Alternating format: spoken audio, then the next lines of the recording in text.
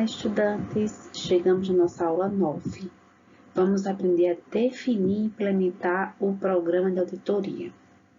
Bom, durante o estabelecimento do programa de auditoria, é preciso definir riscos e oportunidades, quem serão os responsáveis por gerenciar o programa, quais os recursos necessários para que o programa aconteça e os procedimentos de auditoria que serão utilizados, ok? Vamos ver o que seria cada um destes.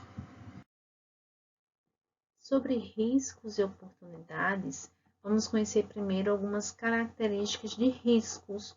O que seriam os riscos para o programa de auditoria? A norma ela indica, pode ser um risco de planejamento, por exemplo, falha para os objetivos pertinentes de auditoria. Pode ser riscos em relação a recursos. O auditor líder percebe, por exemplo, que não foi conduzido o tempo necessário para desenvolver o programa. Eu tenho riscos em relação à seleção de equipe. A equipe não tem competência coletiva para realizar aquela auditoria. Eu posso ter riscos de implementações. Por exemplo, a comunicação durante a auditoria foi ineficaz. Registros e controles. Posso ter falha para proteger de forma adequada os registros de auditoria para demonstrar a eficácia do programa. Lembrando que esses registros eles são confidenciais, então isso seria uma quebra do princípio da auditoria da qualidade, de confidencialidade. Então, a norma ela traz exemplos de riscos que o auditor líder precisa considerar quando realiza o programa de auditoria. E o que seria oportunidades? O líder pode entender que é permitido múltiplas auditorias, ou seja, a gente pode fazer uma auditoria combinada. O auditor líder percebe que pode minimizar tempo e distância de viagens a locais. Então, eu posso fazer o quê? Na agenda que precisa ter no programa, eu coloco lá o dia, o local em que será realizada a coleta de informações e eu já sei quais pessoas de quais setores podem ir naquele mesmo dia. O líder pode perceber que pode conciliar o nível de competência da equipe de auditoria ao nível de competência necessário para alcançar os objetivos de auditoria. Ela pode conseguir alinhar datas de auditoria com a disponibilidade de pessoal-chave do auditado. Tem dias aqui que esse pessoal, eles vão passar por treinamentos, então a gente pode pedir um tempinho. Então, isso são oportunidades para realizar a auditoria que já vem previsto no programa de auditoria. Sobre os responsáveis por gerenciar o programa. A norma, ela indica que é preciso ter algumas competências necessárias. A principal e que a norma destaca é essas pessoas responsáveis por gerenciar o programa precisam conhecer os princípios de auditoria, procedimentos e métodos. Então, a gente já viu os princípios. Vamos no módulo 4 conhecer procedimentos e métodos. Essas pessoas também precisam conhecer das normas de sistemas de gestão que vão ser auditados e documentos de referência. Devem conhecer de atividades, de produtos e processos do auditado. Devem conhecer requisitos legais aplicáveis para as atividades e produtos do auditado. Devem conhecer clientes, fornecedores e outras partes interessadas do auditado quando aplicável, ou seja, a depender do tipo de auditoria, ele também vai precisar conhecer informações sobre essas personagens, se for o caso. Sobre recursos necessários, a norma ela indica que os recursos financeiros e tempo devem ser pré-determinados. Gente, isso até inclui, por exemplo, a empresa que tem filiais, vai ter viagens. Então, eu preciso ter, já no programa, o custeio dessas viagens. Vai mais de uma pessoa, então vai ter também a acomodação dessas pessoas em hotéis, alimentação, tudo isso deve ser previsto no programa. Em relação a recursos, a norma indica que métodos de auditoria são recursos, então precisam ser previstos. Disponibilidade individual e global de auditores e especialistas. É preciso quantas pessoas na equipe e quantos especialistas. Lembrando que a necessidade de especialistas vai ser verificado quando o auditor líder ele faz uma análise das competências da sua equipe de auditoria. E ao perceber que nem todos vão conseguir trazer as informações necessárias, ele dá uma solicitação já no programa para especialistas naquela área específica, tá? Seção 7 da ISO 19011 fala sobre competências da equipe de auditoria. E o outro recurso necessário que a norma indica é a extensão do programa de auditoria, até onde ela vai, precisa ser previsto no programa. Ainda sobre recursos necessários, custo e tempo de viagem, acomodação, como eu já tinha falado anteriormente. Impacto de diferentes fusos horários devem ser previstos, quando a gente precisa viajar para outro estado e lá um fuso horário diferente. A disponibilidade de tecnologias de informação e comunicação, isso é muito verificado no programa, quando estabelecido no programa, quando a auditoria é virtual, por exemplo. Disponibilidade de informação documentada necessária, tem que ser colocado no programa toda a documentação que vai ser necessária para avaliar. Isso pode ser uma quebra de contrato.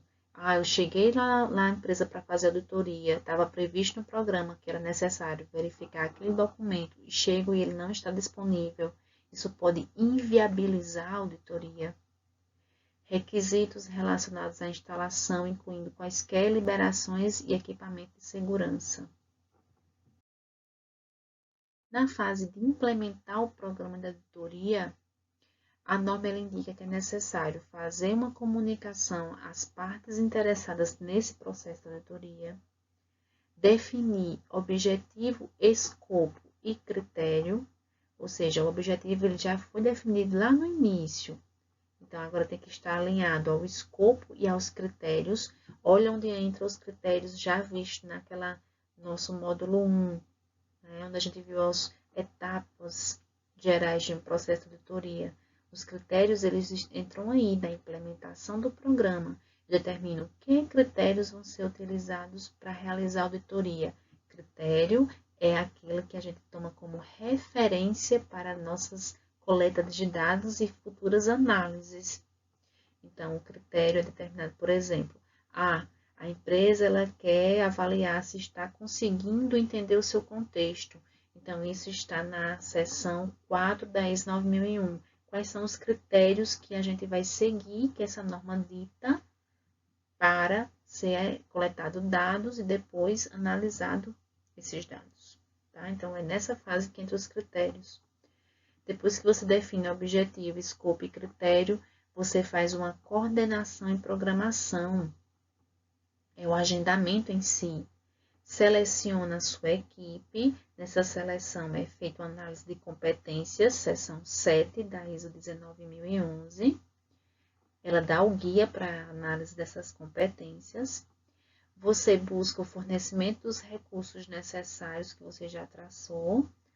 Assegura com a empresa auditada que a informação documentada estará disponível, porque senão a auditoria ela não prossegue. Estabelece reuniões intercalares para um controle do programa e, claro, faz análise críticas para tentar buscar as melhorias para este programa ou, quando finaliza a auditoria, essa análise crítica é necessária para que a gente busque lições aprendidas para próximas auditorias. Bom, vocês poderiam se perguntar como comprovar que o programa de auditorias está realmente sendo implementado? Como eu vou dizer para meu auditado ou até mesmo para a minha equipe que está sendo realizado um programa de acordo com o objetivo já estabelecido? Eis aqui a resposta. Na implementação do programa de auditoria, são estabelecidos registros. Então, nós temos, por favor, pessoal, muita atenção. Eu posso ter registros relacionados ao programa de auditoria, tenho registros relativos a cada auditoria individual, ou seja, registros relacionados ao programa é aqueles registros que vão comprovar que a gente conseguiu planejar a auditoria.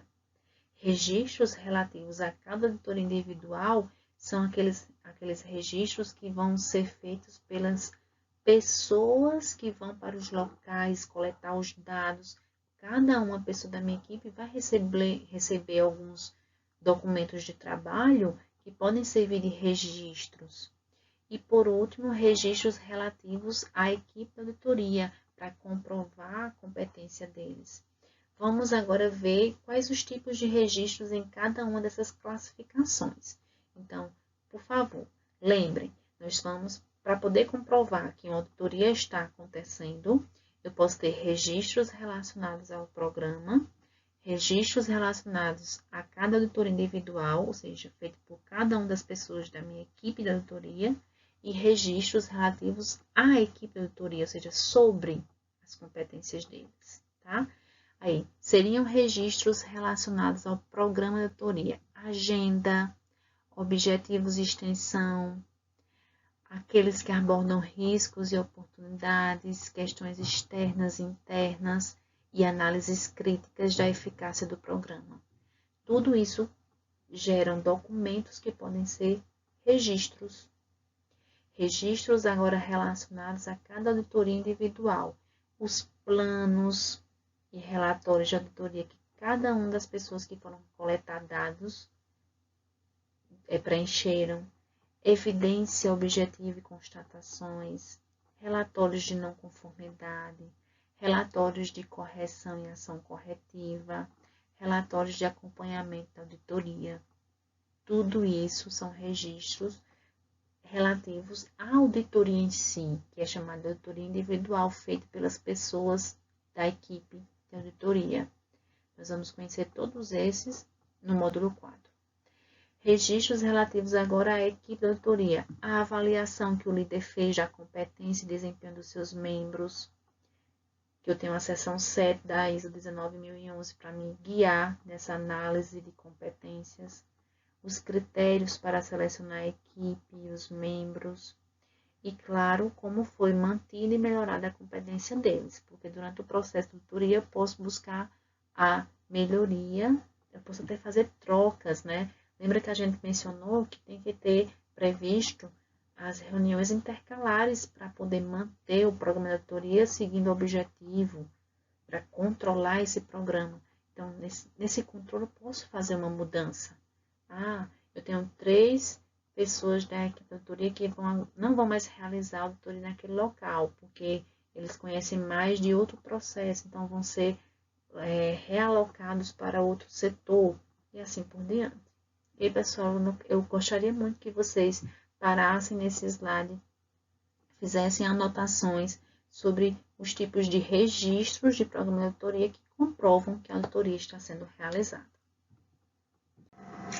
Ok, pessoal, essa foi a nossa aula 9. De vez em quando eu apareço aqui para vocês, né? Saudades, bons estudos e até a nossa próxima aula. Um abraço!